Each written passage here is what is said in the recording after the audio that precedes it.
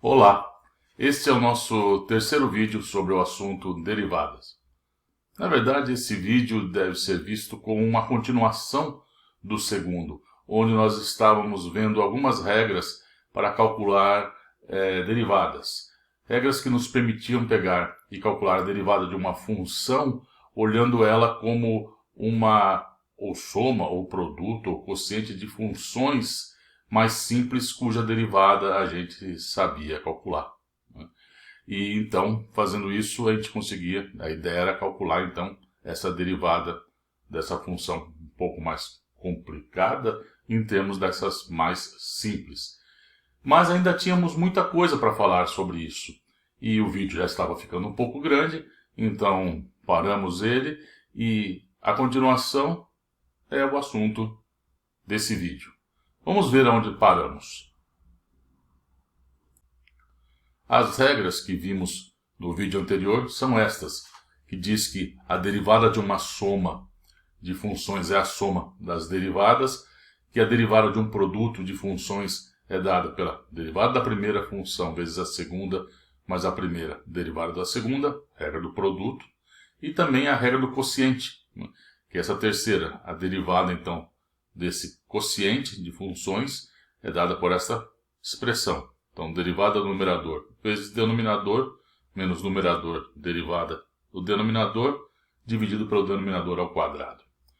E aplicamos isso em alguns casos, vimos alguns exemplos, e também calculamos algumas derivadas, digamos, importantes, mais destacadas, que merecem ser lembradas. E estas são essas aqui.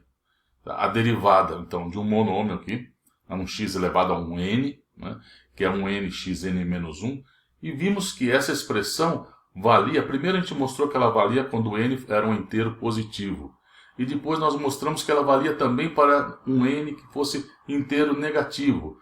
Portanto, aqui está ela fazendo referência a essa fórmula para n inteiro.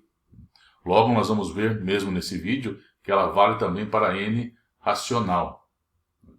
E mais para frente, nesse curso, nós vamos ver que na verdade ela vale para qualquer real, para n, qualquer número real. Mas isso vai ter que ficar mais para frente. As outras duas regras importantes e que a gente tem que lembrar, né, são essas duas. Bom, tem que lembrar, a não ser que você queira provar ela toda hora. Acho que não, né? Então as outras duas são a derivada do seno é cosseno e a derivada do cosseno é menos seno. Essas são notáveis, essas propriedades, e ainda mais, porque como vimos, você pode, do mesmo jeito que a gente calcula uma derivada primeira, a gente pode calcular a derivada segunda, a derivada terceira, a derivada quarta e assim por diante. E nesses casos aí, as derivadas de ordem superior, como a gente costuma falar, essas derivadas de ordem superior, têm propriedades interessantes. Vamos ver o que acontece com essas funções quando eu pego derivadas de ordem mais alta que a primeira. Vamos colocar isso na forma de um problema. Esse problema que está aí. Dado a função f de x, seno de x e cosseno de x, calcular, ver quando dá a expressão derivada segunda dessa função mais a própria função. Esta aqui, derivada segunda mais a função. Qual o resultado dessa operação? Pois bem, vamos pegar primeiro o caso do seno. Acabamos de ver que a derivada do seno é cosseno. E sabemos que a derivada do cosseno é menos seno. Então, quando eu calculo a derivada segunda disso, isso corresponde à derivada primeira do cosseno. Portanto, menos seno. Logo, a derivada segunda mais a própria função é igual a zero. A mesma coisa acontece com a função cosseno. Veja, então, f é cosseno, a derivada é menos seno. A derivada segunda do f é a derivada primeira do seno. Esse menos a gente já sabe, não faz nada numa derivação, né? Então, quando está multiplicando, não está função, é claro. E então, dá menos cosseno. Portanto, derivada segunda mais a função é igual a zero. Essa expressão desse tipo, quando eu coloco isso na forma de uma equação, me pergunto quem é a função que satisfaz f duas linhas de x mais f de x igual a zero, isso se chama uma equação diferencial. Isso é assunto que vocês vão estudar no cálculo 3. Essa equação diferencial, derivada segunda de uma função mais a própria função igual a zero, é muito, muito, muito importante. A gente chama essa equação de equação do oscilador harmônico. E você, quando for estudar seu curso de física, for estudar mecânica, curso de mecânica, você vai entender por quê. Você vai estudar muito essa equação. Então, qual a solução da tal equação do oscilador harmônico? Nós acabamos de ver duas, seno de x e cosseno de x.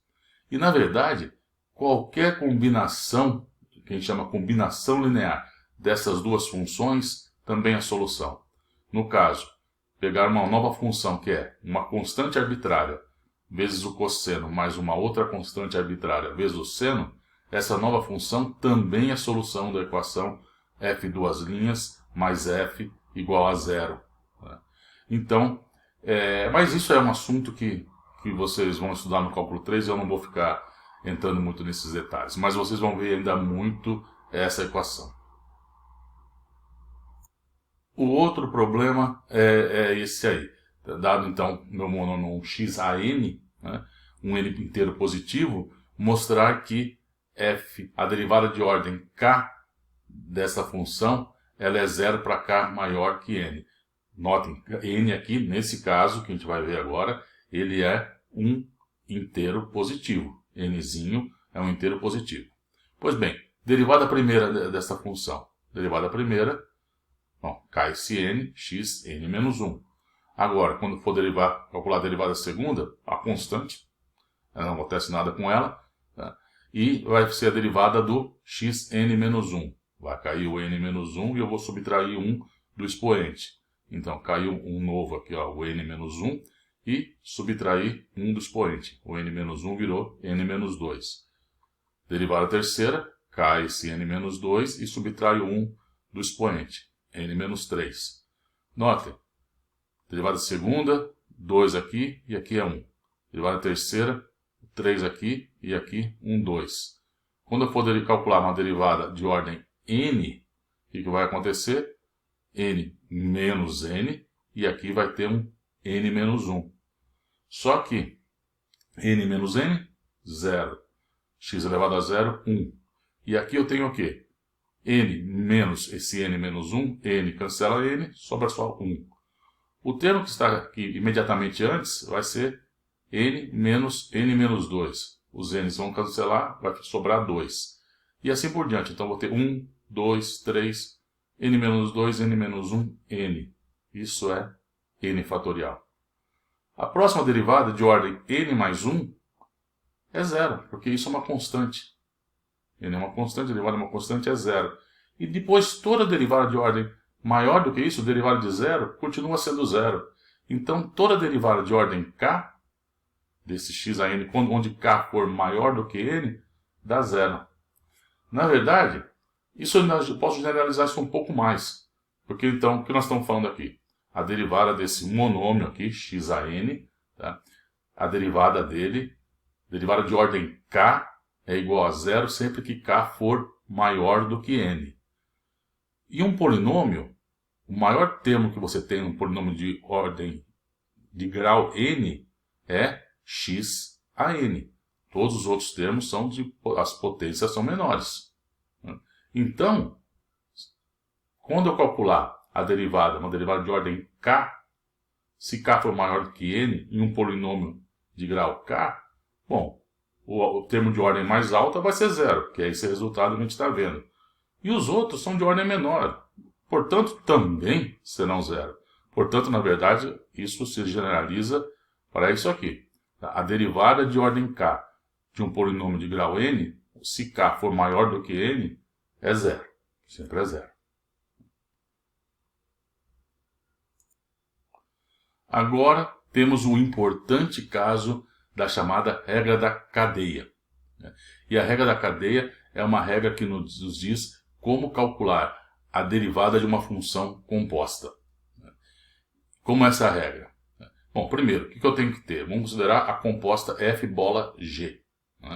Então, eu tenho que, no caso, essa regra se aplica quando a função g tem derivada em um ponto x e a função f tem derivada no ponto g de x. Quando isso acontece, vale essa regra que está aqui.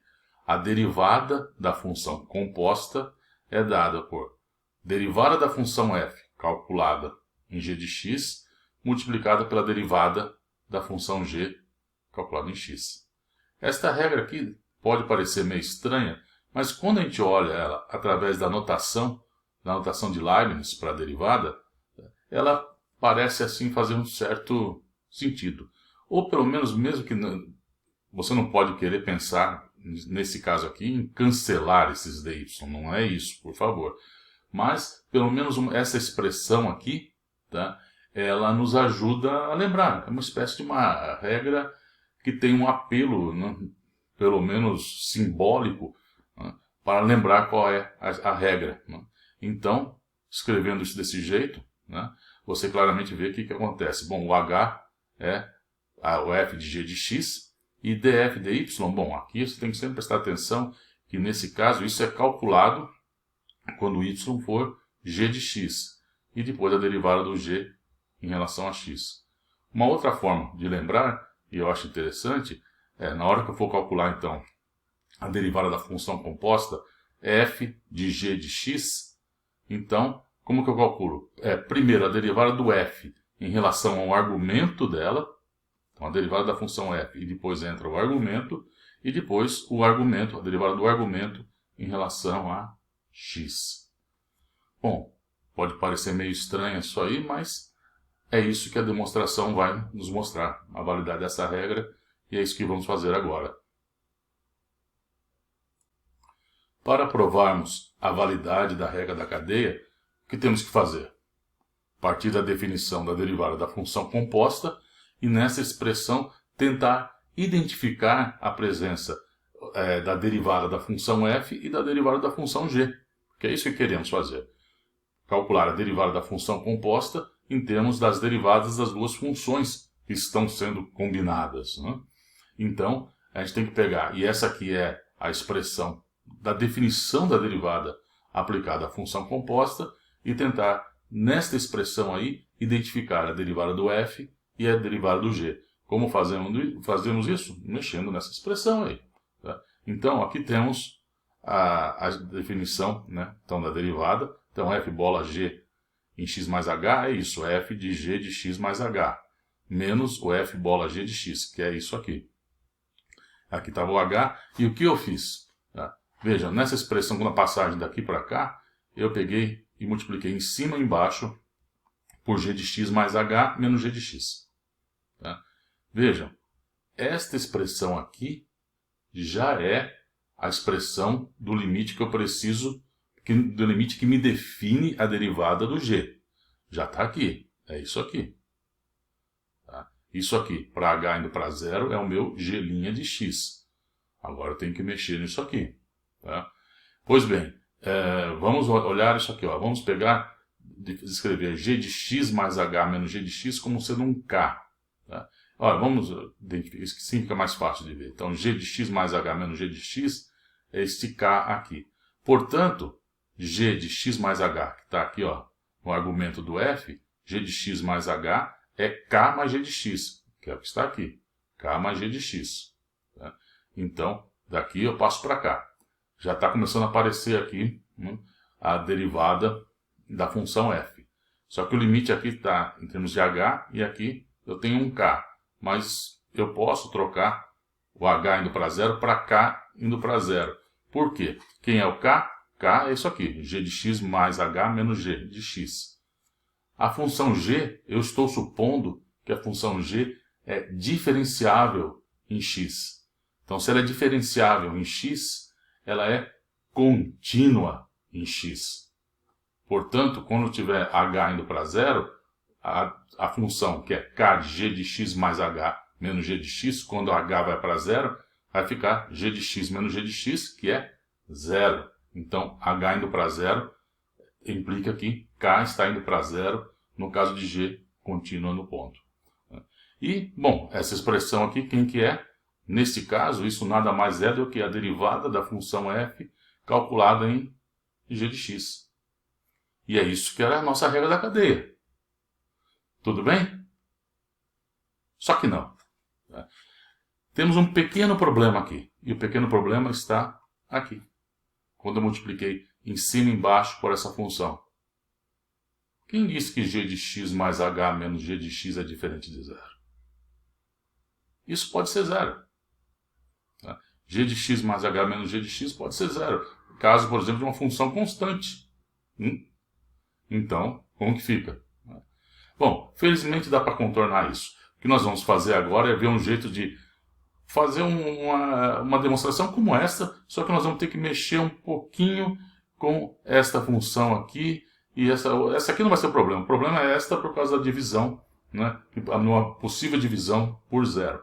Então, vamos ver um jeito de contornar esse problema aí e ver que de fato ele não é assim um problema, né? Vamos fazer isso.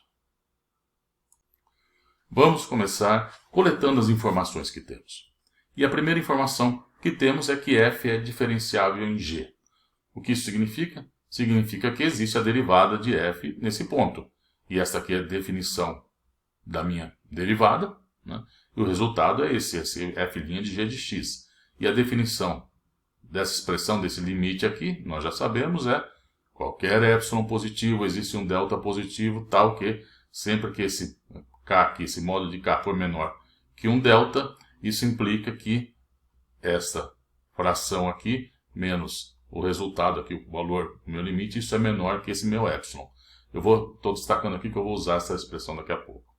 E a outra informação que eu tenho é que g é diferenciável em x. Se g é diferenciável em x, g é contínua em x. Isso significa, então, que qualquer que seja epsilon' positivo, existe um delta' positivo, tal que para módulo de h menor que um delta', isso implica que g de x mais h menos g de x é menor que o meu epsilon'. Note que eu nem escrevi aqui maior que zero, porque para h igual a zero eu já sei que existe o valor da função, que é g de x, ela é contínua. Então, mas se você quiser colocar aqui, não tem problema. Bom, mas essas são as duas expressões, as duas informações que eu tenho, né? E eu vou precisar trabalhar com essas duas funções aqui, lembra? Essas duas naquela minha quase demonstração anterior, eram essas duas aí, os dois termos que eu preciso trabalhar, né? E onde esse g de x mais h menos g de x é quem eu chamo de k. Então, são esses dois caras que eu preciso trabalhar. E é eles que eu vou mexer agora no próximo slide aqui, né? Bom, tá aqui. No caso desse g de x mais h menos g de x, isso eu vou chamar de k. K, evidentemente, aqui é uma função de h, né? E se isso, então, é diferente de zero, aí, então, nesse caso, eu vou definir a função φ de h, tá? Dessa forma. G de x mais h menos g de x sobre isso, que é aquela primeira função lá, das duas que eu destaquei no slide anterior. Então, esta é a função que eu estou querendo trabalhar. Essa que eu estou chamando de φ de x. Então, sempre que g de x mais h menos g de x é diferente de zero, tá? E φ é isso aqui. Esse é o caso que eu não tenho problema, tá? Que a gente viu que na nossa quase demonstração, né? E, bom, agora o que eu vou fazer? Eu vou juntar as duas informações que eu tinha, tá? Fazer isso, o truque que eu vou fazer agora é o mesmo que a gente fez quando estava trabalhando com função composta, né? A gente estava falando sobre o limite envolvendo funções compostas, continuidade. Então a gente tinha duas informações, a gente queria juntar as duas porque a composição juntava as duas. Então eu escolhia o delta de uma na verdade escolhia o epsilon, né? Porque o epsilon é arbitrário, desculpa. Então, como o epsilon é arbitrário, eu escolhia ele como sendo o delta da informação anterior que eu tinha. Então é o que eu vou fazer agora, tá? O meu epsilon', eu vou escolher ele como sendo o delta que eu tenho entre as duas da formação, nessa aqui daquela estrela e das duas estrelas. E agora, combinando as duas por causa dessa identificação aqui, eu concluo isso. Qualquer que seja epsilon positivo, existe um delta', tal que para módulo de k menor que delta', vale isso aqui. Isso juntando as duas expressões, tá? É o que resulta das duas com essa identificação. Já se k for igual a zero, tá? Que era o caso que me dava problema, nós vamos definir o φ de h como sendo filhinha de g de x. Bom, nesse caso, φ de h menos o f' de g de x, bom, eles são iguais, portanto também são menores que um certo epsilon. Menor que esse epsilon que aqui está. Pois bem. Então, o que eu posso dizer? Que o limite de φ indo para h de φ de h é f' de g de x. Para φ de h definido dessa forma. Tá? Certo? Tá? É o que está colocando aqui. Ó. Essa aqui é a minha expressão, tá? Para φ de h. Essa aqui, desculpa, essa aqui é a expressão que a gente teve das duas informações do problema. E agora, isso aqui é que eu estou definindo como sendo φ de h. Quando h para cá é igual a zero, desculpa, para cá é igual a zero. Então aqui, ó, é o k está indo para zero. Bom, então isso significa que φ de h para h indo para zero é o meu f' de g de x. Ou seja, φ de h é contínua em h igual a zero. Então, o que temos agora? Vejam, h diferente de zero, está aí. Nesse caso, essa expressão vale essa expressão, como a gente acabou de ver agora no slide anterior. Então, essa expressão aqui, tá, pode ser escrita como aquele meu φ de h vezes isso aqui. Tá? E essa expressão é válida, tá, mesmo se g de x mais h menos g de x for igual a zero. Porque aí essa expressão vale como uma identidade. Se g de x mais h menos g de x for zero, isto aqui é zero. Tá? E aqui também é zero, porque aí g de x mais h é g de x. Isso menos isso, zero. Numerador aqui é zero, numerador aqui é zero. Zero igual a zero, tudo bem. Tá? Então, essa expressão vale mesmo dentro desse caso. E agora, então, eu posso usar isso para h diferente de zero para calcular a derivada da minha função composta. Então, aqui eu tenho a função composta. Essa aqui é a definição da derivada. Vou usar agora, aqui, eu vou usar essa expressão. Isso, então, é dado por isto. Agora, separei os dois limites, né? Quer dizer, escrevi isso, e aí o limite de cada parcela. Isto aqui é a derivada do g, e isso aqui, como a gente acabou de ver, é o f' de g de x. Então, isso é f' de g de x, esse aqui é o g' de x, e assim a gente prova a importantíssima regra da cadeia. O nome, regra da cadeia, a palavra cadeia tem que ser entendido aí, não no sentido de o malvado está na cadeia, mas no sentido de reação em cadeia. Né? Tá, então a regra da cadeia poderia ser vista então como um sinônimo, né? Aí, como uma espécie de regra da corrente. Né? Por quê? Pela forma como a derivada da função composta é calculada. Talvez isso não fique evidente no caso que a gente viu com duas funções. Mas quando eu olhar a regra da cadeia e pensar nela para uma composição de várias funções, essa ideia de cadeia, né, no sentido de corrente, né, ela fica evidente. Veja, vamos ver aqui, ó, no caso, então, essa por causa de uma composição de n funções, para ver a expressão disso, vamos começar aqui com uma de 3, né? Está compondo 3 funções. Então, aplicando a regra da cadeia para isso aqui, e como que você faz? Escolhe duas, porque a composição, a gente sabe que é uma operação associativa. A composição de funções é uma função associativa. Então, de f1, f2, f3, então escolhe f1, f2 como uma função, f3, aplica a regra da cadeia a isso e depois aplica a f1 com f2. Bom, o que ela mostra aqui? Que essa regra, nesse caso, o que eu faço? Estou compondo, então, 3 funções. Quero calcular a derivada disso. Então, é a derivada da primeira em relação ao meu argumento. Veja, f1. f1 tem como argumento f2 e f3. Né? Então, é a derivada de f1 em relação ao seu argumento. Depois eu pego f2, derivada do f2 em relação ao argumento dele. E, finalmente, do f3 em relação ao argumento. A generalização disso aqui para n funções, agora parece meio claro, né? É esta aqui. Tá? Então, veja. A derivada, então, da composição de n funções é derivada da primeira em relação ao argumento dela, depois multiplico pela segunda, e aí coloco aqui o argumento dela, a derivada da terceira em relação ao argumento da terceira, assim por diante, da n-1 em relação a fn, e finalmente, derivada da enésima em relação a x. Então, como a gente pode ver aqui, nós temos uma espécie de reação em cadeia, uma corrente. Bom, veja como você quiser. De qualquer forma, o que importa é saber calcular. E falando em calcular, vamos aqui no nosso probleminha, tá? Calcular as derivadas de algumas funções usando a regra da cadeia. Então aí tem seis funções. Vamos fazer aquilo que já estamos fazendo. Tá? Sugiro que você então tente resolver isso usando a regra da cadeia, pense no problema e depois que você fez isso, você volta para continuar o vídeo e aí a gente resolve esses problemas aí. Nossa primeira derivada é essa, a derivada da função f igual a cosseno de 3x. Notem que eu troquei a notação, tinha o f minúsculo, agora passei para f maiúsculo, para não confundir com a notação que a gente usou na regra da cadeia, né? Na formulinha da regra da cadeia. Então agora eu vou usar um f maiúsculo aqui. Tá? Então, lembrando a regra da cadeia, como que ela é, tá? Então eu estou usando fzão, né, para essa composição, e a regra da cadeia diz então que a derivada dessa composição é a derivada da função f em relação ao argumento g e depois do g' em relação a x. Então, como que eu tenho que resolver esse problema? Como que eu faço para aplicar esta regra ao meu problema, ao meu cosseno de 3x? Eu vou olhar o cosseno de 3x como uma função composta. Nesse caso, então, como que eu vou ver essa função composta? Esse cosseno de 3x? Simples.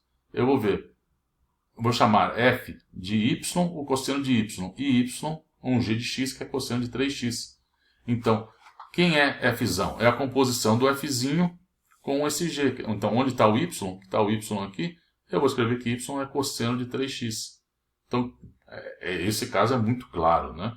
Então, o cosseno de 3x é a composição do cosseno de y com y igual a 3x. E agora, então, eu aplico a regra. O que a regra diz? Calcule a derivada do f, que é o que está aqui, né? E coloque no argumento dele não mais o y igual ao g de x, e multiplique pela derivada do g calculada em x. Quem é a derivada do f? A derivada do f, derivada do cosseno, é menos seno de y. Então, quem é f' quando y é igual a g de x? Isso aqui, então, coloca o y igual a 3x. Então, é menos seno de 3x. G' de x. Se o g de x é 3x, o g' é 3. Então, como que é a derivada da minha função composta? É multiplicar uma função pela outra. A derivada, então, é isso. A derivada da função composta é menos 3 seno de 3x. Próximo problema, f igual a 1 sobre x mais 1 elevado a n. Calcular a derivada disso. Vocês se lembram do vídeo anterior, onde a gente calculou essa derivada aí? Vocês lembram do trabalho que deu? Porque eu não sabia qual era a regra para isso, nem nada. Então, nós tentamos calcular. Calculamos para n igual a 1, para 2, depois usei princípio de dedução finita e a regra de Leibniz, a regra do produto. Enfim, conseguimos mostrar. Deu um trabalho, mas era o que a gente tinha na época. E eu falei que o cálculo daquilo era muito mais simples se a gente usasse a regra da cadeia. Pois bem, agora a gente sabe usar a regra da cadeia. Então vamos calcular aquele limite, que é esse, né? Desculpe, esse aí, né? Agora, usando a regra da cadeia. E vamos ver como é muito mais simples. Então, o que eu tenho que fazer? Eu tenho que olhar esse f de x como uma função composta. Tá? Então, e aí depois aplicar a regra da cadeia. Então, como que eu vou ver isso? Essa expressão, esse f como uma função composta. Para mim, me parece muito claro isso. Que então, é a composição de 1 sobre um y a n, onde y é igual a x mais 1. É a composição natural. Né? Pois bem, então, vendo então essa função fzão como a composição do fzinho com o gzinho, vamos aplicar a regra da cadeia para calcular a derivada do fzão. Então, a derivada desse fzinho, agora a gente já sabe. A derivada desse fzinho em relação a y, essa regra a gente sabe. A gente sabe, então, que é isso aqui. Isso a gente já aprendeu. Tá? Então, é isto. E agora, o que eu preciso? Eu preciso do f' do g. Então, onde está o y, eu coloco que y igual a g de x. Então, essa é a derivada do f calculado em g de x. É isso. A derivada do g em relação a x, quanto que é? É 1. Então, o que acontece? Multiplicando as duas, é esta expressão, que é o resultado que a gente obteve. E lembra que eu falei que o resultado ia ser o mesmo se fosse x mais 1, x mais 2, x mais 3, não importava. Por quê? Porque a composição, na hora de olhar essa expressão que eu estou falando, por exemplo, um g mais 14, tá? O x mais 14 ia ser aqui, ó, ia ser minha função, essa função gzinha aqui, ia ser x mais 14. Na hora que eu derivasse em relação a x, a derivada do 14 é uma constante, tá? A derivada dela é zero, então ia dar 1 do mesmo jeito. Então, na hora que eu voltasse aqui, ia aparecer um x mais 14, por causa do g aqui. Então, qualquer constante que eu tivesse aqui ia dar o mesmo resultado. Né? Bom, como vocês veem, então, como eu tinha falado, é muito mais simples calcular essa expressão usando a regra da cadeia. Vamos ao próximo caso. Bom, para esse problema, ele parece um pouco assustador, né? Um seno de x ao quadrado, mas usando a regra da cadeia não é tão assustador assim. Tá? O que temos então? Aqui é a nossa regra da cadeia, então temos que olhar o seno de x quadrado como uma composição de duas funções. Nesse caso, a composição qual é? Seno de y com y igual a x quadrado. E vejam, cada uma delas, é importante na hora que você olhar a composição de funções, olhar com uma composição de funções que você conhece a derivada. No caso como esse não tem dúvida, né? Mas eventualmente em expressões mais complicadas você pode ter duas possibilidades diferentes, né? Aqui não tem como, né? Então, vamos aqui proceder então usando a regra da cadeia para o cálculo dessa derivada. Então a derivada do f, se f é seno de y, a derivada em relação a y é cosseno de y, e agora eu tenho que usar o f' do g de x. Então a f', aqui, f' de g de x é cosseno de x quadrado. No caso do g de x, a derivada é 2x. Cálculo então do valor da derivada é 2x vezes o cosseno de x quadrado. Isso aqui então é a derivada da função seno de x quadrado. Agora esse caso, tá? F de x como 3x ao quadrado mais 1 ao cubo. Qual é a derivada disso? Veja, isso aí tem outras formas de calcular que não seja através da regra da cadeia. Elas são meio óbvias, né? Então, porque você tem uma expressão aí, uma coisa, 3x quadrado mais 1 ao cubo, eu posso desenvolver essa expressão ao cubo aí, né, te dando então 3x quadrado ao cubo mais 3, que multiplica 3x quadrado ao quadrado mais 1, enfim. Você abre essa expressão, você vai ter 4 termos, deriva eles e pronto. Tá? É uma possibilidade. Posso olhar como a regra do produto de 3 termos. Um 3x quadrado mais 1 vezes um 3x quadrado mais 1 e 3x quadrado mais 1. A gente já sabe calcular isso. Mas nenhuma é tão simples como a regra da cadeia, porque ela mantém essa expressão de uma forma compacta. Vejam, o que vai acontecer? Bom, a forma de olhar essa composição é meio óbvia. Vou olhar 3x quadrado mais 1 ao cubo como 1y ao cubo, onde y é 3x quadrado mais 1. Certo? E agora, então, derivada do f em relação a y, 3y ao quadrado. Agora, a derivada do f em g de x é, onde está o y, coloco o g de x. Então, 3, que estava aqui, vezes os 3x quadrado mais 1 ao quadrado. Derivada do g, 6x. Derivada do 1 é 0, cai esse 2, 6x. Então, derivada desse cara aqui é isso. 6 vezes 3, 18, vezes o x, 3x2 mais 1 ao quadrado.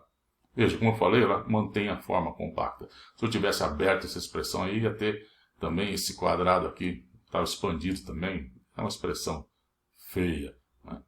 Bom, é isso. Vamos ao próximo. Parecendo ficando bom, né? Calcular a derivada de seno do cosseno de x. Bom, como eu falei, pode parecer assustador, mas com a regra da cadeia a gente lida facilmente com essa situação. Então, o que temos que fazer? Então, olhar essa expressão seno do cosseno de x como uma função composta. Então, é meio claro que eu vou fazer isso olhando isso como um seno de y, onde y é um cosseno de x, né? Bom, usando a regra da cadeia, primeiro a derivada do y, do f, né, do f do y, desculpa, que é cosseno. A derivada de seno é cosseno. E agora coloco y como g de x. Então é cosseno do cosseno de x. E aqui eu tenho um cosseno, derivada dele, menos seno. Então a derivada do seno do cosseno de x, o que é? É o produto disso com isso. Essa expressão. Menos seno de x vezes o cosseno do cosseno de x. Finalmente, tá? Calcular a derivada dessa expressão. Bom, aqui a gente pode olhar isso, como falei, de várias formas possíveis. Nós vamos olhar ela da seguinte forma.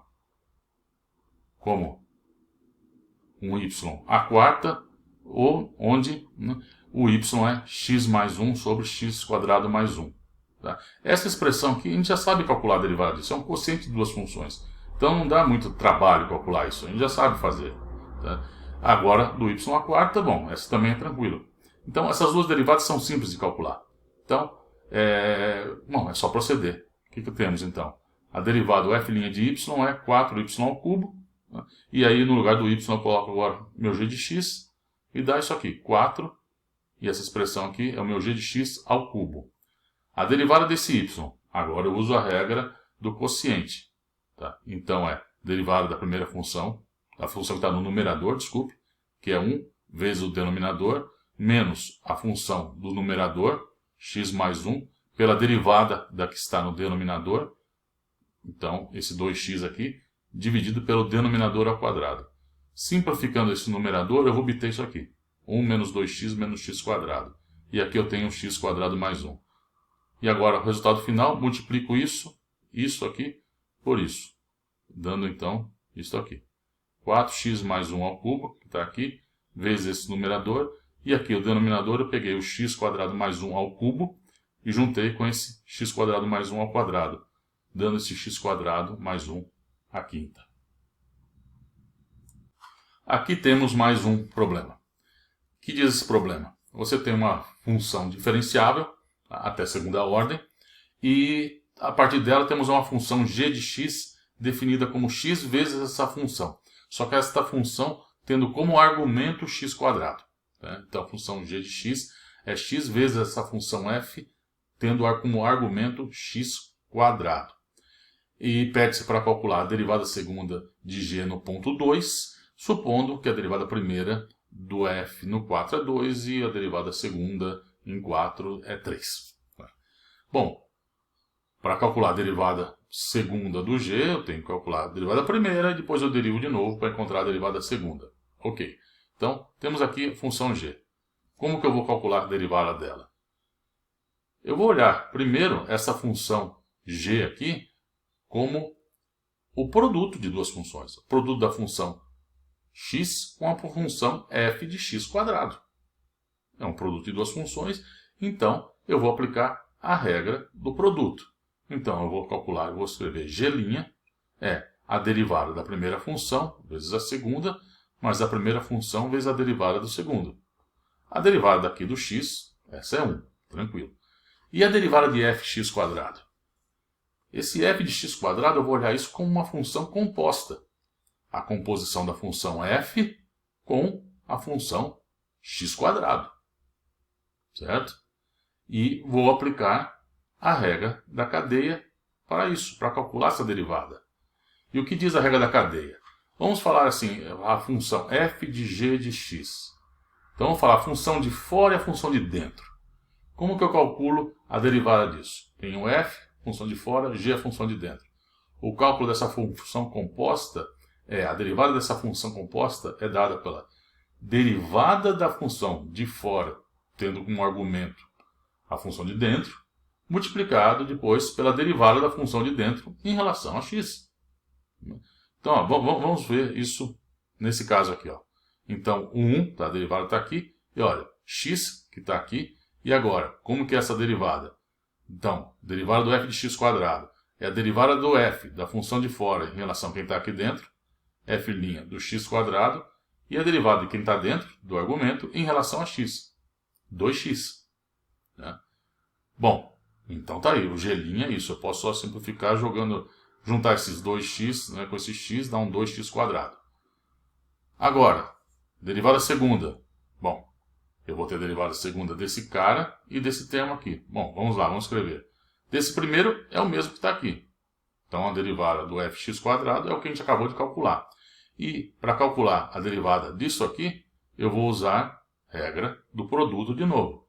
Então, a derivada da primeira função vezes a segunda, mais a primeira, a derivada da segunda.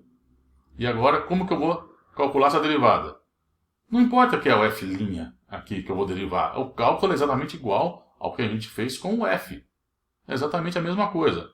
Então, eu vou ter, bom, aqui é a expressão, o f' com esse 2x está aqui, eu só reescrevi essa expressão. Aqui está o 4x, derivada disso é 4, né? Desculpe, o 2x², a derivada, cai esse 2, fica um 4x vezes o f', esse 2x² é o que está aqui. E agora, essa derivada aqui. Então, como que é o cálculo disso? É a derivada da função de fora em relação à função de dentro, tendo como argumento a função de dentro, né?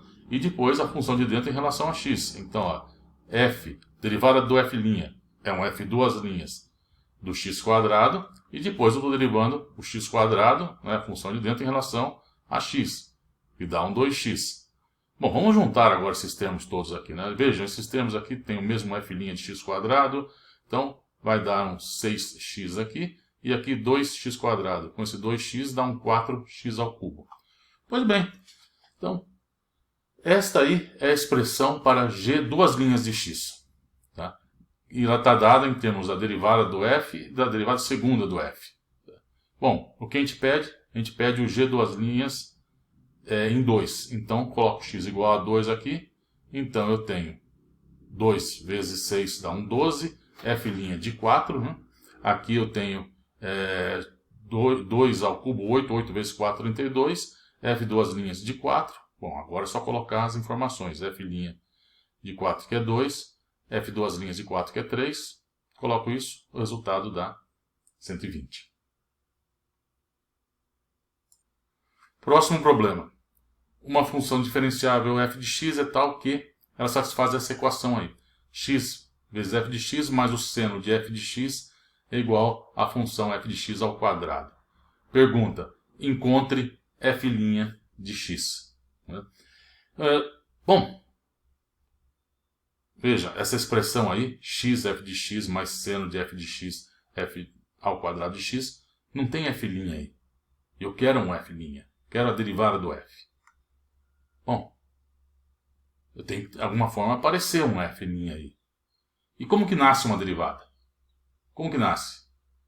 Ela nasce derivando uma função. Ora, se eu tenho aí a expressão, uma equação para a função f, e eu quero a derivada de f, e para obter a derivada de f eu tenho que derivar o f, eu vou fazer o quê? Eu vou derivar essa equação. Essa equação, o que é? No fundo, é uma função. Aí eu estou falando que é uma função x, f de x mais seno f de x menos f² igual a zero. Uma nova função igual a zero. Eu posso derivar ela. É uma função, né? Essa expressão, essa equação é uma nova função que tem produto da função f com x, ela ao quadrado e o seno dela. E eu posso derivar isso também, como sendo uma função de x. E ao derivar isso, vai aparecer a derivada do f. E é isso que eu quero encontrar. Então vamos fazer isso. Vamos derivar essa equação. Tá? Fazendo o quê? Derivando cada um dos termos desta equação. Vamos lá. O primeiro termo que a gente tem aqui é esse x f de x. Então, a derivada do x f de x, bom, isso é tranquilo. Regra do produto. Derivada do primeiro, de segunda, primeira, derivada de segunda. Então, dá isso aqui. Derivada do x é 1 e aqui x f'. Derivada desse aqui, do seno de f de x. Bom, agora eu uso regra da cadeia. Então, como? É a derivada, seno é a função de fora, o f de x é o argumento dela. Então, a derivada do seno em relação ao argumento. Então, a derivada do seno é cosseno. Então, aparece aqui o cosseno do f de x. E depois eu derivo esse meu argumento, o f, em relação a x. Então, aparece aqui o meu f' de x. E, finalmente, o f², bom, aqui é o uso da regra do produto. Tá? Então, a derivada do f vezes o f mais f derivada do f. Os dois termos são iguais, então 2 vezes f vezes f'. E agora o que eu faço? Agora eu derivo os dois lados dessa equação. Derivo aqui. Então derivo o lado esquerdo, está aqui a derivada, a linhazinha aqui, derivada do lado esquerdo, igual a derivada do lado direito. Pois bem, esse primeiro termo aqui, ó, o x f de x f de x, a derivada é dada por isso, que é o que está aqui. O segundo, esse aqui, seno de f de x, a derivada, ele é cosseno vezes o f', é o que está aqui. E finalmente a derivada desse último aqui, é isso que acabamos de ver, é o que está aqui. Tá? Bom, agora o que nós temos que fazer? Ver, apareceu o f' aí, tá? Temos f' aqui e f' aqui. Então agora eu coleto todos esses f' em um único lugar, né? E resolvo, né? Resolvo essa expressão para f'. Então coleciono todos eles, ó, deixo eles em termos do f' em evidência, né? E agora simplesmente passo essa expressão para o outro lado, tomo dividindo, e encontro que f' é o meu f de x dividido por essa expressão aqui. O sinal trocado foi porque eu passei para o outro lado e dividi. Então, essa expressão para o meu f' em termos do f de x. Resolvido, encontrado f de x aqui, eu coloco aqui, tenho a expressão por f'. Pois bem, dada uma função, eu tenho, em algumas situações, claro, uma função inversa. E dada a função inversa, eu posso calcular a derivada dela. E posso calcular a derivada dela, como vamos assim dizer, na marra. Né? Pego uma função e uso a derivada, a definição da derivada e vejo o que dá. Né? Ou pelo menos aonde eu consigo chegar. Né? Mas, convenhamos, não seria muito melhor se a gente pudesse calcular a derivada de uma função inversa a partir da derivada da função de ida, né? Da função original? Tem uma função f, depois eu tenho uma função inversa. Não seria bom se a gente pudesse expressar a derivada da função inversa em termos da derivada da função f? A função que está indo? Não sabemos se é possível, mas veja, se for possível, se existe uma relação entre a derivada de uma função e a derivada da função inversa, isso seria ótimo, iria nos economizar um trabalho e tanto. Não é? Bom, vamos ver se isso existe. Na verdade, eu não estaria falando isso aqui se não existisse. Né? Então, existe sim, tá? Essa relação entre a derivada de uma função e a derivada da sua função inversa. Só que antes de chegar nessa regra, eu vou precisar de alguns outros resultados. Tá? E vamos então ver esses resultados antes de eu chegar propriamente na regra da derivada da função inversa. Primeiro é esse teorema aqui. Tá? Então o que diz esse teorema? Se f é uma função contínua e unívoca em um intervalo aberto, fechado, não importa, um intervalo, tá? Então f é crescente ou decrescente nesse intervalo. Então f é contínua e unívoca em um intervalo, então ela é crescente ou decrescente. Bom, como que vamos provar isso? Bom, veja, eu vou considerar 3 pontos A, B, C pertencentes a esse intervalo, tá? E vamos escolher esses pontos A, B, C, tá? De forma que A, B e C estejam em ordem crescente, quer dizer, o B maior que o A e o C maior que o B. Tá? Poderia ser decrescente também, não importa. Tá? Bom, vamos escolher então A, B, C, né, ao longo da reta da minha variável independente, de modo que B maior que A e C maior do que B. Tá? Mas fora isso, eles são arbitrários dentro desse intervalo. Tá? E, bom, se a função f é unívoca, então o f de A é diferente do f de B, que é diferente do f de C. Tá? Eu não posso ter f de A igual a um f de B ou o f de C, porque senão ela não seria unívoca. Né? Se eu tenho pontos diferentes, o valor da função é diferente. Né? Então, se A, por exemplo, é diferente de C, como está aí, f de A não pode ser igual ao f de C. Então, f de A tem que ser diferente de f de C. Ora, se f de A é diferente do f de C, só tem duas possibilidades. Ou o f de A é menor que o f de C, ou o f de A é maior que o f de C. Não tem outra possibilidade. Tá? Bom, então vamos considerar o caso, né, caso A, em que f de A é menor do que f de c. O outro caso, a outra alternativa, é completamente análoga, tá? No que tem aí, é completamente análogo, tá? Então vamos considerar essa e o resto você muda conforme, caso você esteja interessado, as mudanças são óbvias, né? Então vamos considerar então essa possibilidade, tá? Vamos ver o que acontece. Veja, se f de A é menor que f de C, agora eu venho com o meu f de B. O ponto B é aquele ponto que estava entre A e C. O que acontece com o f de B? Só tenho três possibilidades. Ou o f de B é maior do que o f de C, que é o que está aí, é a primeira possibilidade. Ou o f de B é menor do que o f de A, que é a segunda. Ou f de B está entre f de A e f de C. São as três possibilidades que eu tenho. Novamente, não posso ter igualdade aí. Por quê? Porque todos os pontos são diferentes. E a minha hipótese é que a função é unívoca, tá? Bom, se isso acontece, o que temos então? Vamos considerar aqui no primeiro caso, tá? Então, nesse primeiro caso, nessa possibilidade aqui, se isso pode acontecer, vamos ver. Vamos considerar entre f de C e f de B um valor aqui, valor gama, tá? Entre f de C e f de B. O teorema do valor intermediário, tá, que nós já vimos, ele diz que existe um ponto Q, tá, entre B e C, tá, tal que f de Q é igual a gama. Tá? Então, isso que diz o teorema de valor intermediário. Tá? Então, isso garante que uma função é contínua. Tá? Então, como uma função é contínua, existe um ponto Q, tal que f de Q é igual a esse gama. Tá? Só que, por sua vez, tá, como f de A é menor que o f de C, eu também tenho isso aqui, ó, f de A menor que f de C. Como o gama está entre f de C e f de B, eu concluo disso aqui que o gama também está entre f de A e f de B. E o teorema do valor intermediário eu posso aplicar nessa situação. E o teorema do valor intermediário diz que existe um ponto P, tá, entre A e B, tá, tal que f de P é gama. Ora, então o que eu tenho aqui? Juntando essas duas informações aí. Tá, eu tenho um ponto P entre A e B, tá, e eu tenho um ponto Q entre B e C. E o que acontece nesse caso? Veja, f de P é gama, assim como o f de Q. Mas isso é uma contradição, porque P e Q são diferentes. Olha, veja, tem um B no meio dos dois aí. P e Q são diferentes, e os dois valores iguais. Minha função é unívoca. Então, essa é uma contradição. Minha função é unívoca. Tá? Bom, da mesma forma, acontece se eu supor que o f de B é menor que A. Uso o mesmo argumento, faço o mesmo raciocínio que eu fiz agora nesse outro caso.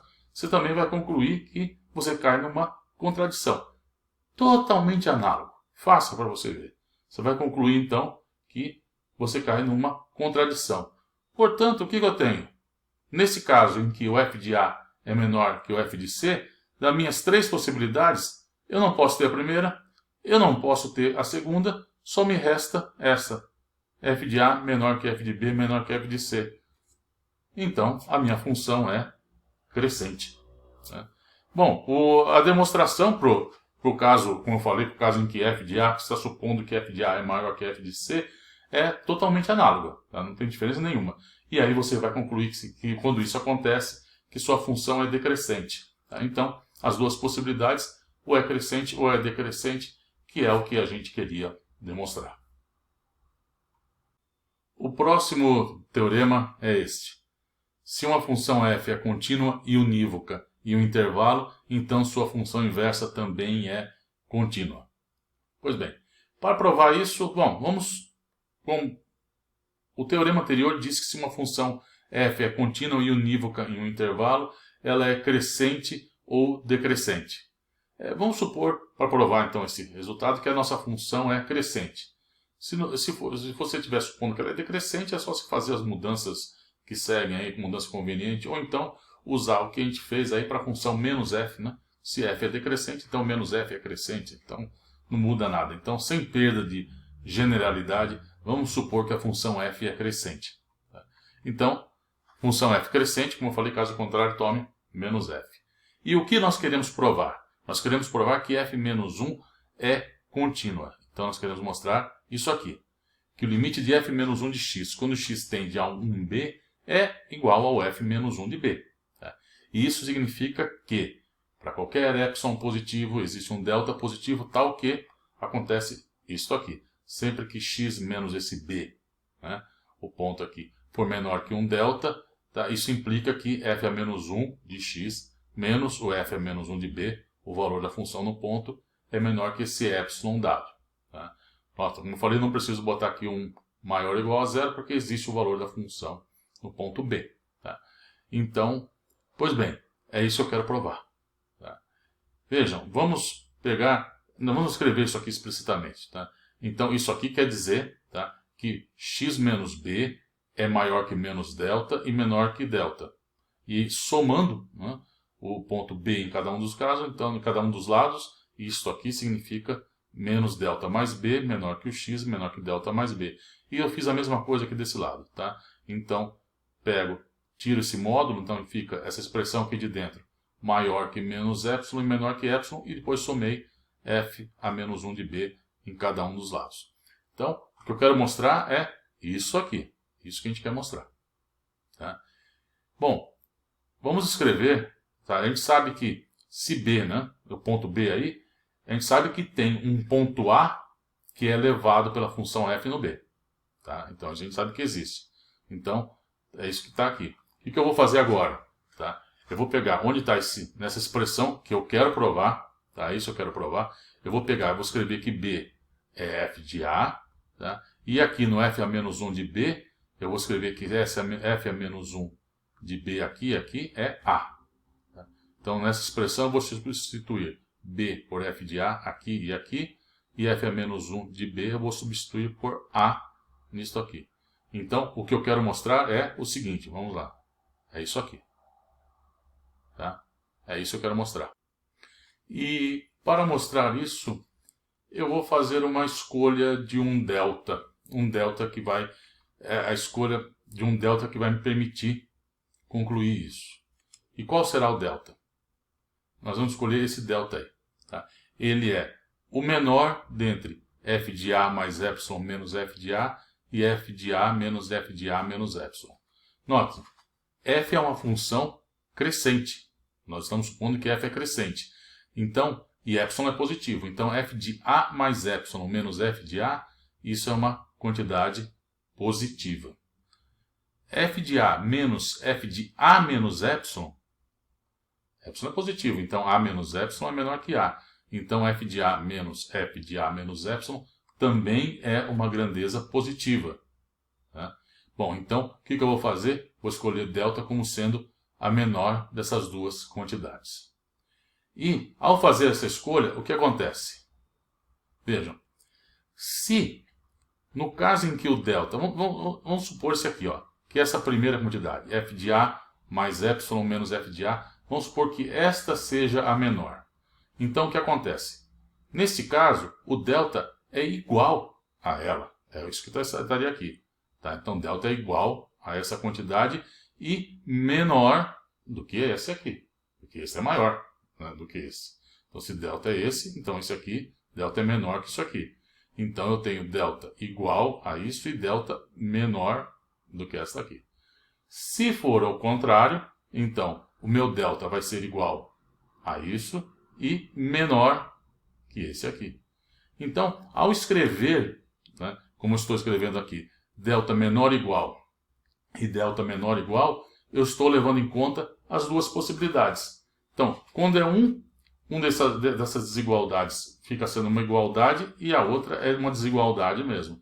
E se for a outra opção, a outra escolha é uma igualdade e a primeira é uma desigualdade. Enfim, ao escrever o menor igual nos dois casos, eu contemplo as duas possibilidades. Tá? E daí, o que eu tenho? Dessa expressão eu concluo isso. Passo esse f de A para o lado de cá. Então, delta mais f de A menor ou igual a esse f de A mais epsilon. E agora eu passo o delta para esse outro lado. Menos delta mais f de A. Esse vai para o outro. Eu tenho isso aqui. Tá? Bom, agora o que nós vamos fazer? Vamos usar isso e isso aqui. Tá? Delta mais f de A é aqui. E menos delta mais f de A, tá? Aqui. Vamos usar isso nesses dois lados dessa desigualdade. Então, ó, aqui eu tenho, ó, isso que acontece. Esse aqui, ó, menos delta mais f de a, isso aqui, ele é maior ou igual a f de a menos epsilon. Então, essa desigualdade aqui, esse outro é maior ou igual ao f de a menos epsilon. Então, como era menor aqui, eu tenho menor aqui o f de a menos epsilon. Desse outro lado aqui, veja, é um delta de f mais a. Esse. Delta de f mais a é menor ou igual ao f de a mais epsilon. Então, esse menor aqui continua menor f de a mais epsilon. Tá? Então, o que eu tenho? Então, reescrevendo essa expressão aqui de cima agora. Tá? E lembrando, vamos fazer isso, mas para fazer isso, antes vamos lembrar o seguinte. Tá? Se f é crescente, f a menos 1 também é crescente. Vai e volta. É o caso que do teorema anterior. O que a gente fez? A gente provou que, supondo, a gente começou escolhendo A, B, C, de forma que A menor que B, menor que C. E aí nós concluímos que f de A era menor que f de B, que era menor que f de C. O mesmo raciocínio vale ao contrário. Tá? Então, se uma é crescente, a outra é crescente, então é isso que está aí. Agora vamos reescrever então isso aqui. Tá? Lembrando, usando esse fato. Então, se eu tenho isso, agora vamos ver a função inversa. Vale isso aqui, ó, isso que eu estou escrevendo aqui, ó, f crescente, que é o que está aqui, né? Tá? Essa conjunto x está entre esses dois, então, também, através da imagem da função inversa, é crescente. Ó, 3 números crescentes, função inversa, 3 números crescentes. Tá? A imagem é crescente, certo? Ó, 3 números em sequência, crescentes, então f é menos 1 também é crescente, eu tenho isso aqui. Só que agora, bom, f é menos 1 de f é a menos epsilon. F é menos 1 de f é a mais epsilon. Então, ó, vamos escrever isto aqui que nós concluímos, tá? Que implica nisso, e isto aqui é isso. Ou seja, esta expressão implica nisso. Então, ó, é o que eu tenho original. Menos delta mais f de a, que está aqui. Tá? Isso implicou nisso e isso nisso aqui. E isso é, ó, f menos 1 de f é a menos epsilon. F é menos 1 de x está aqui. F menos 1 de f é a mais epsilon é o que está aqui. Agora vejam, isto aqui nada mais é do que isto. Que é o que a gente queria provar. Que é a expressão para a continuidade do f a menos 1. É isso aí. Nosso próximo resultado. Se f é contínua e unívoca em um intervalo e f' calculado no ponto f a menos 1 de a for zero, então a função inversa não é diferenciável no ponto A. Não é difícil vermos isso. Tá? E para fazer isso vamos usar a definição da função inversa e a regra da cadeia, supondo que a função possa ser diferenciável. Vamos lá. Aqui temos, então, definição. Função inversa, f agindo na inversa, em x me dá o próprio x. Então, se f é menos 1 é diferenciável em x igual a A, essa vai ser a nossa hipótese. Vamos supor que f é menos 1 seja diferenciável em A. Então, usando a regra da cadeia, e aí derivando os dois lados dessa expressão aí, tá? Usando a regra da cadeia para calcular o lado esquerdo, né? Porque o lado direito do x, derivado em relação a x em x, é 1. Então, usando a regra da cadeia no lado esquerdo, e aí eu preciso usar a hipótese que f é menos 1 é diferenciável em x igual a A, eu vou ter isso aqui. F' de f a menos 1 de A, um ponto A, né, que eu estou tomando, né, vezes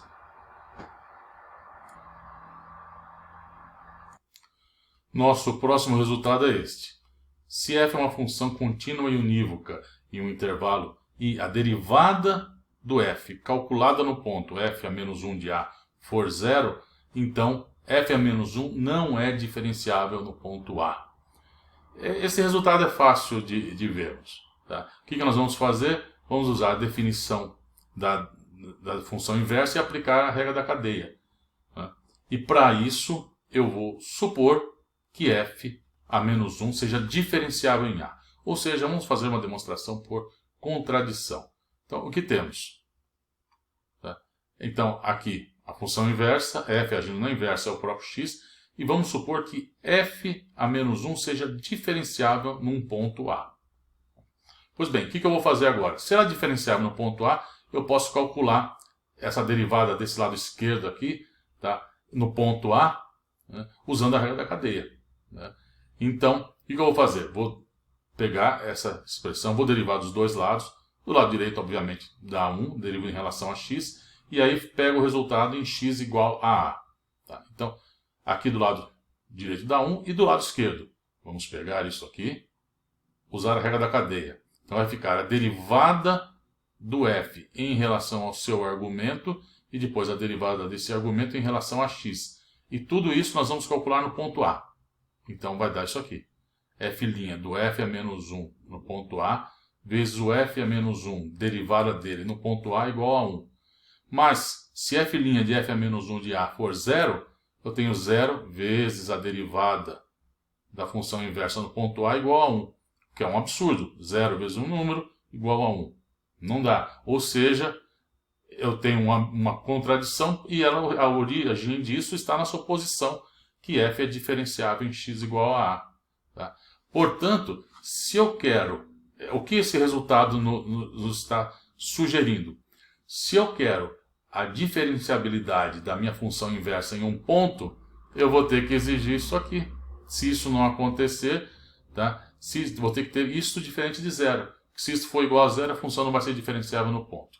Então, isso aqui vai desempenhar um papel importante, tá, na expressão que eu vou obter para a derivada da função inversa em termos da derivada da função f. Finalmente, o resultado que estávamos procurando. Teorema. Se f é contínua e unívoca em um intervalo, e suponha que f seja diferenciável em f a menos 1 de b, com derivada f' de f a menos 1 de b diferente de zero. Lembre-se do teorema anterior. Se a derivada, se f' em f a menos 1 de b for zero, a função f a menos 1 não é diferenciável nesse ponto, no ponto b. Né? Então, eu preciso dessa hipótese que ela seja diferente de zero. Tá? Então, dentro das hipóteses que estão aí colocadas, f a menos 1 é diferenciável em b e f a menos 1, a derivada da função f a menos 1 no ponto b, é f' calculado em f a menos 1 de b. 1 sobre isso. Né? Veja, esta é a fórmula que nós estávamos procurando. Uma fórmula que relaciona a derivada da função inversa de f com a derivada da função f. Tá? Então, eu não preciso pegar uma função, dar uma função, expressar a função inversa e calcular a derivada da função inversa usando a definição. Não. Se eu já sei a derivada do f, então eu consigo calcular a derivada da inversa usando esta fórmula aqui. E de onde sai essa fórmula? Bom, de onde tinha que sair, né? Usando a definição da derivada para a função inversa e mexendo nessa expressão. Ou seja, eu quero calcular isso aqui. Isso é a derivada do f a menos 1 no ponto B. Eu quero poder então calcular essa expressão aqui e colocar ela em termos da derivada do f. Tá? Bom, para isso, vejam, aqui eu tenho o f a menos 1 de b, então existe, né, nesse caso, quer dizer, para pegar e expressar essa quantidade em termos da derivada do f, eu preciso jogar as coisas para o outro espaço. Né? Então, para isso, bom, aqui f a menos 1 de b, bom, claramente existe um ponto A, tal que b é f de A. Então, nesse caso, então, essa expressão aqui pode ser escrita dessa forma. Então, minha pergunta é, quem é isso? Né? Agora eu preciso, para continuar, saber quem que é isso aqui. F a menos 1 de b mais h. Ou, em outras palavras, b mais h. Tá? Do mesmo jeito que b é um f de A, b mais h o que é? Essa é a primeira coisa que a gente tem que responder. Tá? Vamos lá. Ó, é claro, devido à continuidade, unicidade, as duas são crescentes e tudo mais, veja, nós temos aqui o b mais h, existe um ponto. Tá? Então, se b era um f de A, o b mais h vai ser um f de A mais um k. Existe esse k. Tá? Vai depender, por exemplo, para cada h diferente eu vou ter um k diferente. Portanto, como está aqui, k é uma função de h. Mas até isso não quer dizer nada, tá? Isso não importa. Tá? Importa isso, que existe um k tal que b mais h é um f de a mais k. Então, nesse caso, veja, isso aqui, essa expressão f é menos 1 de b mais h menos a, eu coloco b mais h aqui. Onde está esse h? Eu coloco que h é quem? h é f de a mais k menos o b, que é o que está aqui. E agora, f menos 1 de f vai me dar a mais k, e a mais k menos a me dá k. Então isso é limite de h indo para zero, de f de a mais k menos f de a no denominador e no numerador o k. Vejam, isso aí tem o jeitão da derivada do f, só que ao contrário, né? Onde está o denominador, deveria estar o numerador, quer dizer, ao contrário, é 1 sobre a derivada. Pronto, é isso. Quer dizer, quase. Né? Seria isso se no lugar de h indo para zero, eu tivesse k indo para zero. Mas é isso que acontece. Por quê? Vamos ver. Olha, b mais h é isso aqui. Então f é menos 1 é de b mais h é a mais k. Mas f é menos 1 é contínua. Veja, aqui, não, só voltando aqui, né? Antes de botar isso. K, então, é o f é menos 1 de b mais h menos o f de a. F de a é f é menos 1 de b. Mas f é menos 1 é contínuo. Veja. Então, quando h vai para zero, o que vai acontecer? F é menos 1, o limite para h indo para zero de f é menos 1 de b mais h. Como f é menos 1 é contínua, isso é f é menos 1 de b. F é menos 1 de b menos f é menos 1 de b, zero. Então, devido à continuidade da função inversa, quando h vai para zero, k também vai para zero. Bom, então eu tenho o quê? A expressão, essa aqui de h indo para zero de f de a mais k menos f de a, que a gente tinha na expressão anterior é 1 sobre isso, né? Mas então, h indo para zero eu posso trocar por k indo para zero. E aí eu tenho meu f' de a. Então, conclusão, aquela expressão que eu estava trabalhando desde o começo, que é essa, da derivada da função inversa, é 1 sobre a derivada do f no ponto A. E o ponto A quem é? O ponto A é o f é menos 1 de b.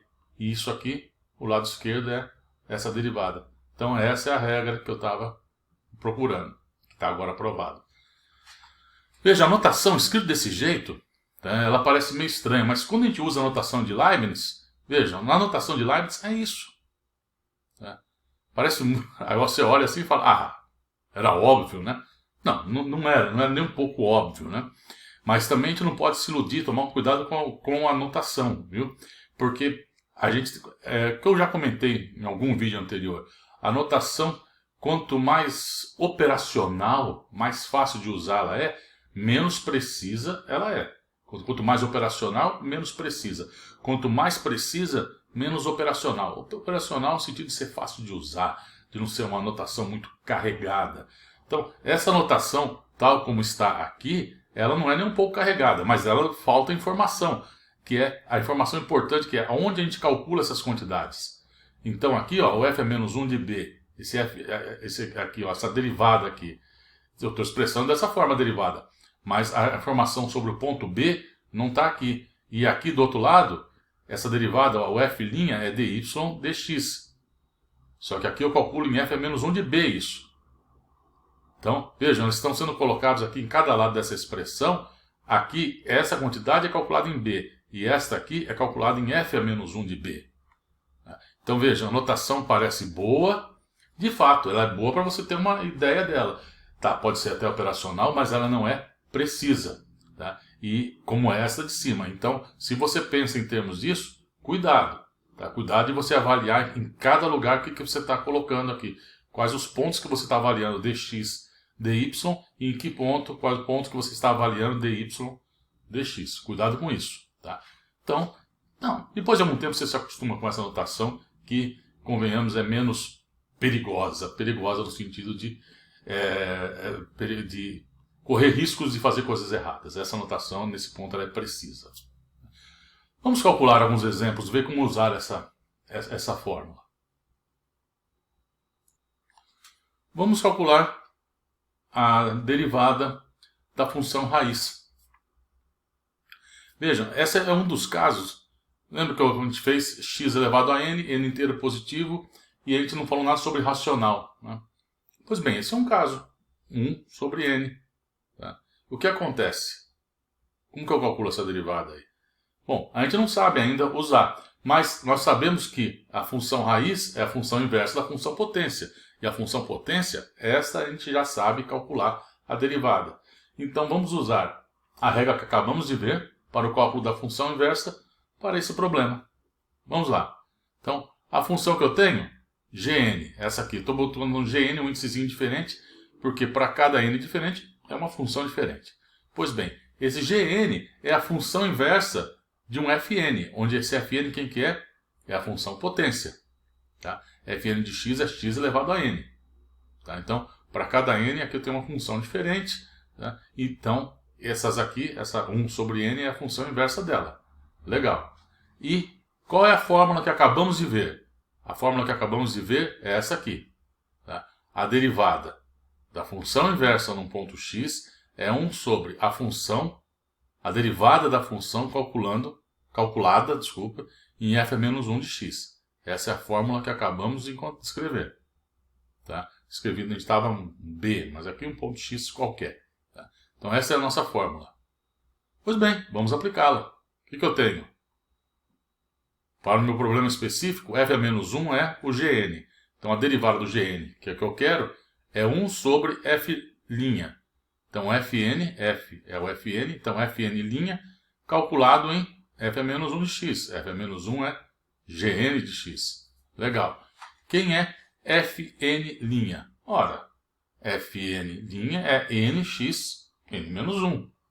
Então é n, e aí x n menos 1. Só que no lugar do x, quem entra? Entra o Gn, a função, né? O argumento meu é o Gn.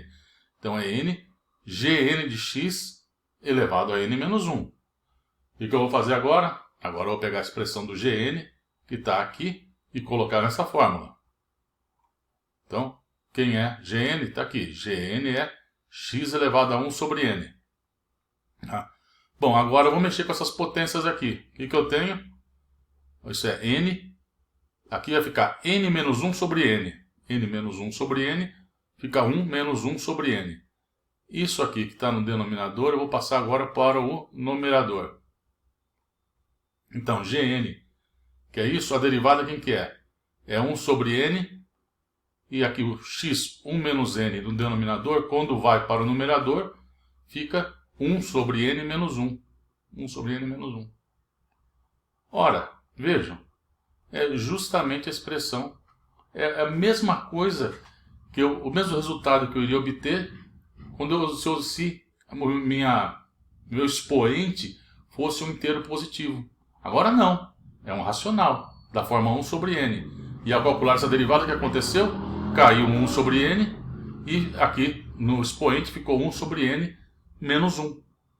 É o mesmo tipo o mesmo procedimento.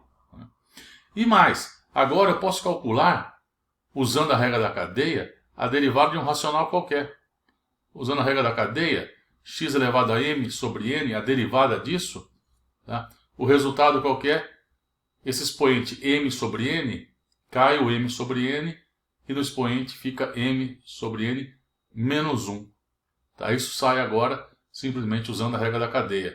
Tá? Eu vou compor aqui a função x, 1 sobre n com x a n. Vou fazer uma composição das duas. Vou deixar para vocês, por favor, façam como um probleminha, um exercício, provem essa expressão, tá? Usando a regra da cadeia. Não é difícil. Tá? Então, a essa altura do campeonato, que a gente sabe que x elevado a uma certa potência, a derivada disso é igual a essa potência, cai a potência, fica x elevado a essa potência menos 1.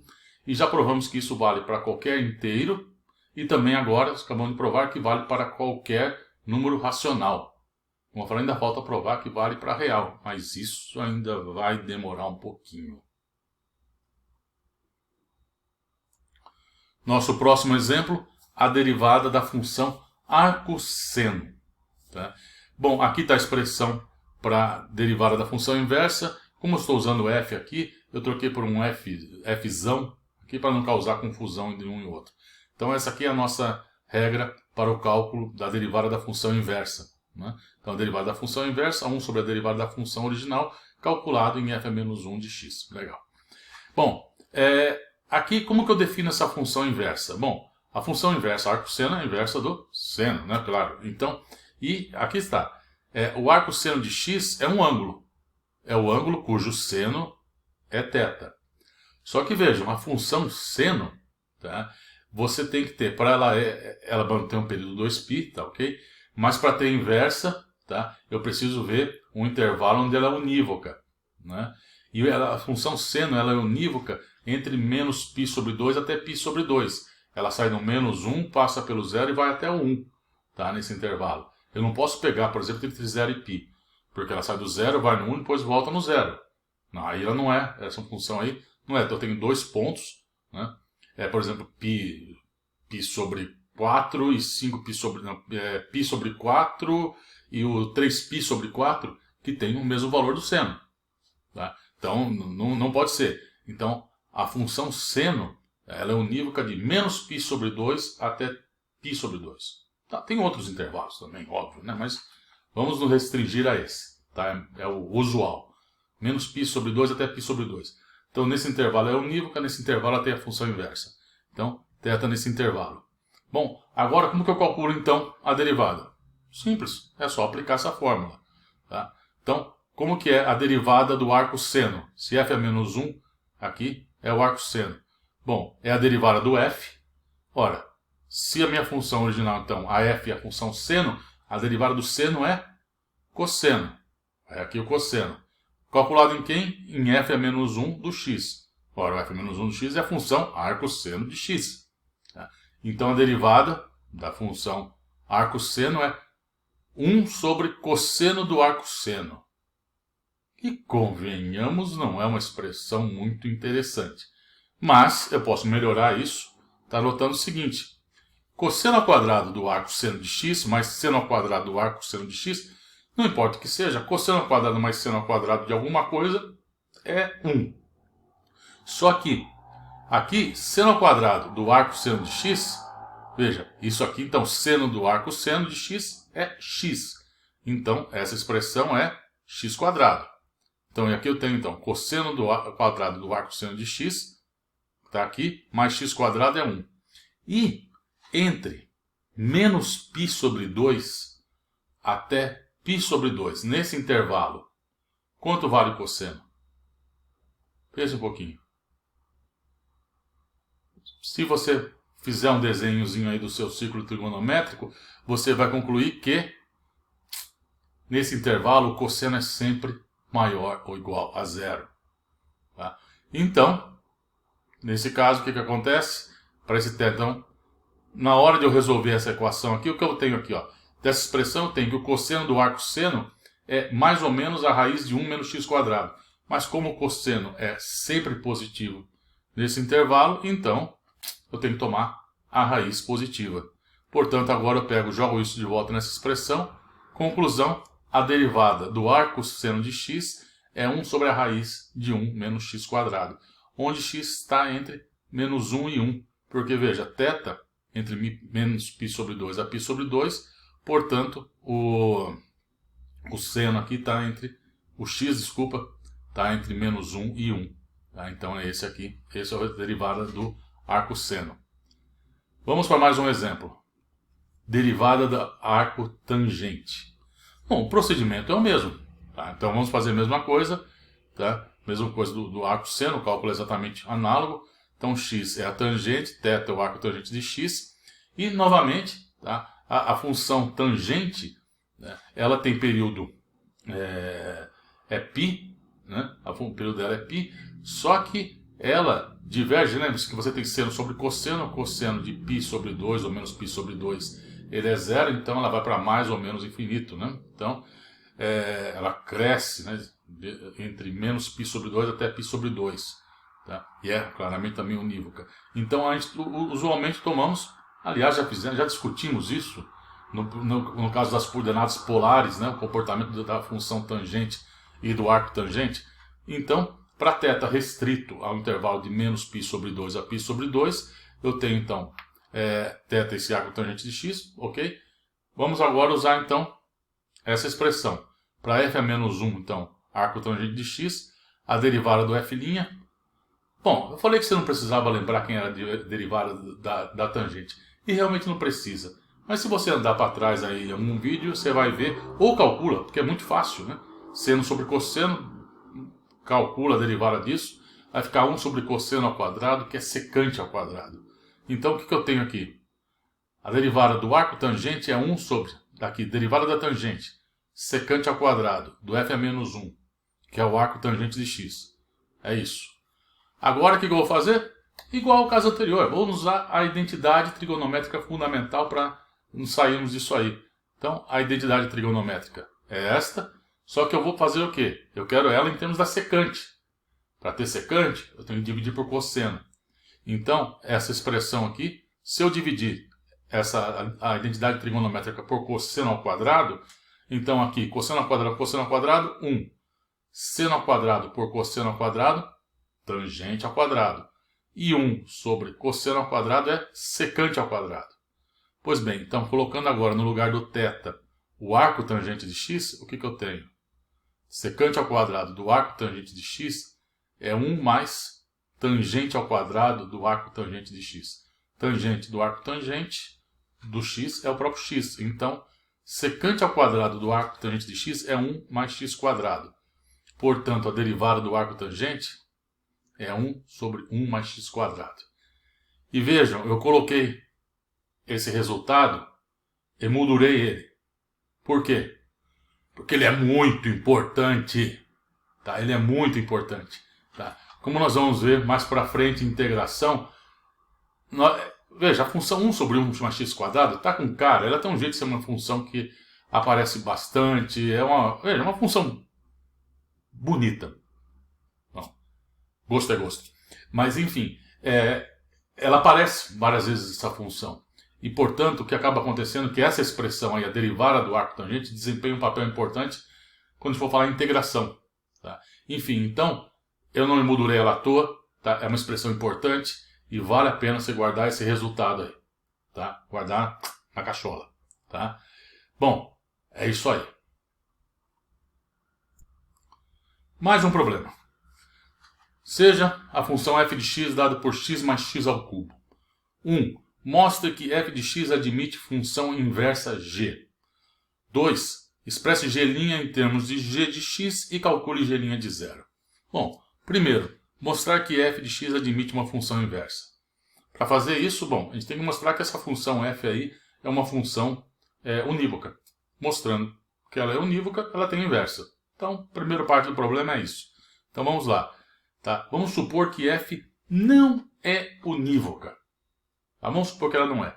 Então, se ela não for unívoca, o que acontece? Vão ter dois pontos A e B, tal que f de A é igual a f de B. Certo? Se ela não é unívoca, acontece isso. Existe A e B diferente um do outro, tal que f de A é igual a f de B. Então, vamos ver então o que acontece. Quem é A e B? Vamos resolver isso. Vamos ver o que acontece, o que a gente conclui disso. Vamos colocar então A e B nessa expressão, ou seja, eu tenho que ter f de A, isso, igual a f de B, que é isso aqui. Passo esse B para o outro lado, esse A ao cubo do outro, então A menos B é menos A ao cubo menos B ao cubo. E aqui vamos lembrar daquele resultado, que a gente já viu já no começo do curso, no caso aqui específico para n igual a 3, que é A ao cubo menos B ao cubo é A menos B, que multiplica A2 mais AB mais B2. Esse aqui. É A menos B ao cubo, então A menos B, que multiplica A2 mais AB mais B2. Tem esse menos aqui na frente. Bom, se A é diferente de B, que é o que eu estou supondo aqui, A menos B é diferente de zero. Então, bom, divido tudo por A menos B. Ele é diferente de zero, por hipótese. Então vai ter um menos aqui, sinal menos, ficou esse menos 1 aqui, que é igual a A2 mais AB mais B2. E agora, lista número 1, exercício 1.15. Se A e B são os dois diferentes de zero, vale isso. A2 mais AB mais B2 é positivo. Tá? Aliás, esse problema está feito em um daqueles vídeos de resolução de problema. Tá? O exercício 1.15 está mostrado isso. Se A e B são ao mesmo tempo os dois diferentes de zero, os dois diferentes de zero, então A2 mais AB mais B2 é sempre positivo, né? Desculpe, se os dois não são ao mesmo tempo nulos, né? Porque mesmo que um deles seja zero, eu vou ter A2, aí o outro não pode ser, no caso aqui, nesse meu caso, o outro não pode ser igual ao B, tem que ser diferente, né? Então ainda daria positivo. Enfim, tá? Vale essa expressão A2 mais AB mais B2 positivo, e do outro lado eu tenho um número negativo, menos 1 maior que zero, é uma contradição. Então a contradição é que F não é unívoca, leva a uma contradição, portanto F é unívoca e daí existe G a menos 1. Agora temos que calcular G' de x em termos de G. Bom, então o que eu vou fazer? G' não é a função inversa do F? Vou usar agora a minha fórmula. Então G é o F a menos 1 e a fórmula, então, para calcular a função inversa, G' é 1 sobre a função e aqui é a inversa dela. 1 sobre a derivada dela agindo na inversa dela. E a inversa dela é G. Pois bem, então, a derivada do F, se F é x mais x ao cubo, sua derivada é 1 mais 3x². E agora, então, o que eu vou fazer? Onde está agora o F' de x, eu vou colocar que x é G de x. Portanto, resultado, G' é igual a 1 mais 3G de x ao quadrado. E a terceira parte pede para calcular G de zero, né? Tá? Bom, quem que é então G' de zero? É isso, 1 mais 3, G' de zero é 1 sobre, né, 3 mais G de zero. Quem é G de zero? Pois bem, f de x é isso, f de x é x mais x ao cubo igual a um certo y. Então, x é G meu y. Então, y igual a zero significa que eu estou procurando por quem é o x, né? Tá? Quem é x tal que é o G de zero, para y igual a zero. Quem é esse x? Y igual a zero, esse x é a raiz de x mais x ao cubo igual a zero. É isso. Tá? Esse é o meu x. Tá? Então, ó, veja, é o G de zero tal que x mais x ao cubo igual a zero. Ora, a solução desse problema é simples. X mais x ao cubo igual a x, que multiplica 1 mais x² igual a zero. Que nos dá duas possibilidades. Ou x igual a zero, ou 1 mais x² é igual a zero. Mas nesse caso aqui, a solução é x igual a mais ou menos i, número complexo. Não existe solução real para isso aqui. Então a única solução real aqui é o x igual a zero. Então G de zero é zero. Então G' de zero, 1 sobre 1 mais 3 vezes 0, 0. G' é igual, G' de zero é igual a 1. Para finalizar, vamos ver como calcular a derivada de uma função implícita. Quando a gente escreve y igual a f de x, nós dizemos que essa função está dada na forma explícita. Mas, quando para encontrarmos esse y como função de x, nós temos que resolver uma equação, nós dizemos então que a função dada por uma equação, né, ela está dada na forma implícita. Então, é o que está aí nessa definição, que está escrito nessa definição aí. Uma função y igual a f de x está na forma implícita quando ela é dada em termos de uma equação da forma f de x, y igual a zero. A solução disso, né, y é uma função de x. Então, quando eu coloco esse yzinho aqui na forma um fzinho de x aqui, então meu fzão do x, fzinho de x, é zero. Como identidade significa que isso aqui vai dar zero aqui igual a zero do outro lado.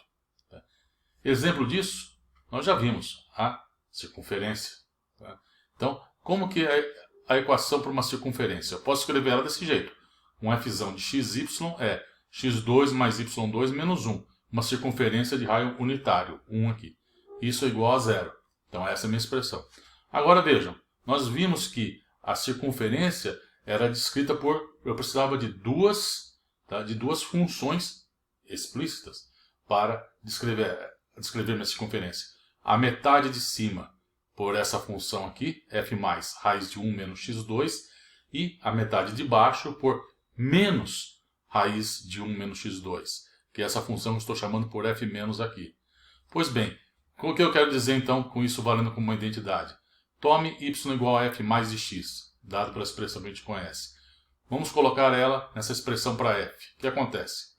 X² é igual a x², y², raiz de 1 menos x2 ao quadrado, menos 1. Ora, se é x2, aqui fica 1 menos x2, menos 1. Cancela os x aqui, cancela 1, 0 aqui, igual a 0 do outro lado. Uma identidade.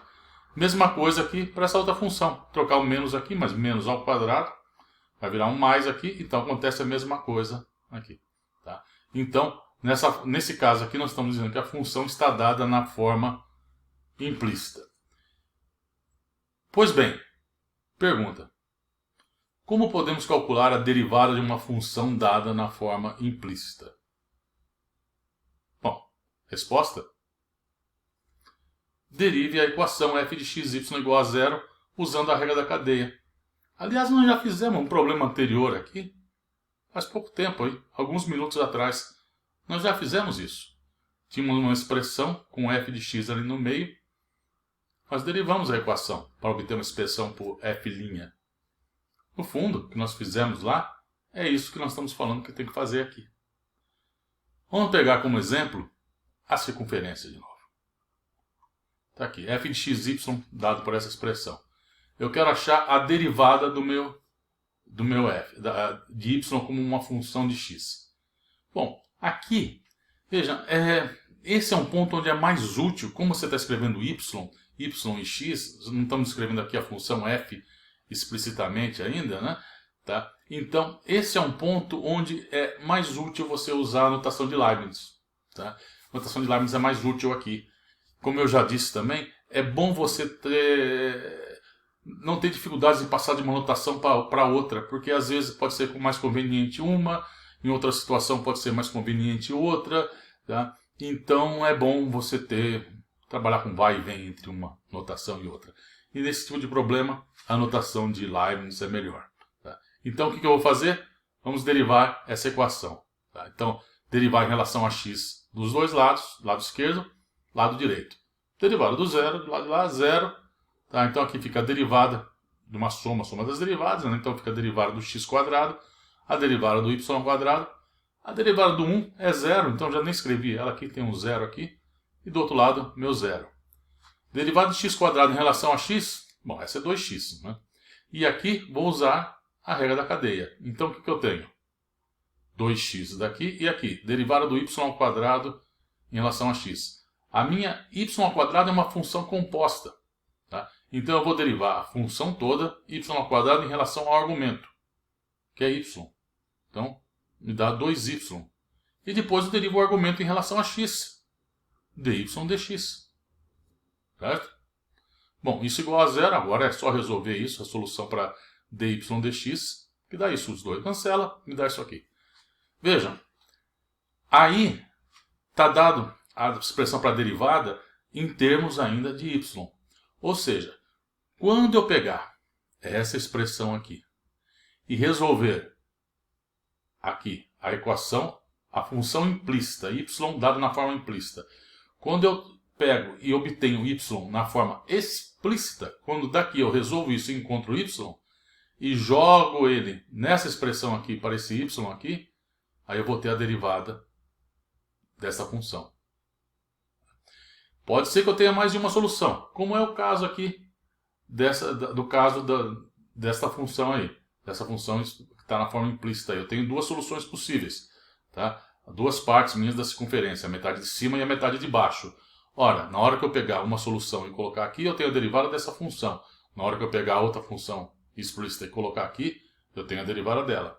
De fato, vamos para as duas soluções que eu tenho. Ó. Tá, isso é o que eu estou falando. Quando você estiver aqui, é o que eu estava falando, né? Isso eu coloco de volta, acho y com f de x, coloco ele aqui, eu tenho então f' igual a menos x f de x. Vamos ver isso. No caso que y é f mais de x, que é essa raiz, eu sei calcular a derivada disso usando a regra da cadeia. A derivada dessa função, f' mais isso aqui, é 1 menos x² elevado a meio, usando a regra da cadeia. Cai o meio, fica meio menos 1, que é menos meio, portanto a raiz no denominador, e depois eu vou derivar quem está aqui dentro em relação a x. Então aparece menos 2x. Tá? Se você está achando que eu fui muito rápido, faça você aí devagarzinho. Tá? Pois bem, dá isso. Agora, faço aqui os 2 cancela esse 2, fica esse menos x aqui. E agora, vejam, a raiz de 1 menos x quadrado é o meu f+. Menos x sobre f+. Então, f' mais de x, menos x sobre f+. Vamos voltar aqui, ó. F' de x é menos x sobre f. Para cada f diferente de solução que eu encontrar, eu vou ter uma expressão diferente. Mas essa é a expressão que saímos derivando a minha função na forma implícita. Foi isso. Então, de fato, vejam, aqui a gente obtém a mesma expressão. Vamos usar a outra, o f menos de x. Eu tenho esse menos na frente, faço o cálculo, vai ter um menos aqui, só que depois esse menos com esse menos fica um mais, que dá isso. E na hora de identificar, veja, a raiz de 1 menos x quadrado aqui, esse é menos f menos. Portanto, menos x sobre f menos. Veja, a mesma expressão, a mesma que a gente tinha obtido anteriormente. Tá? Bom, pessoal, chega. Então, nós vamos ficar por aqui nesse vídeo. E no próximo, nós vamos começar a aplicar derivadas. Enfim, nós já sabemos o que é, já sabemos calcular derivadas. Bom, então chegou a hora da gente ver algumas aplicações desse importante conceito. Tá? E isso então vai ficar para o próximo vídeo e até lá.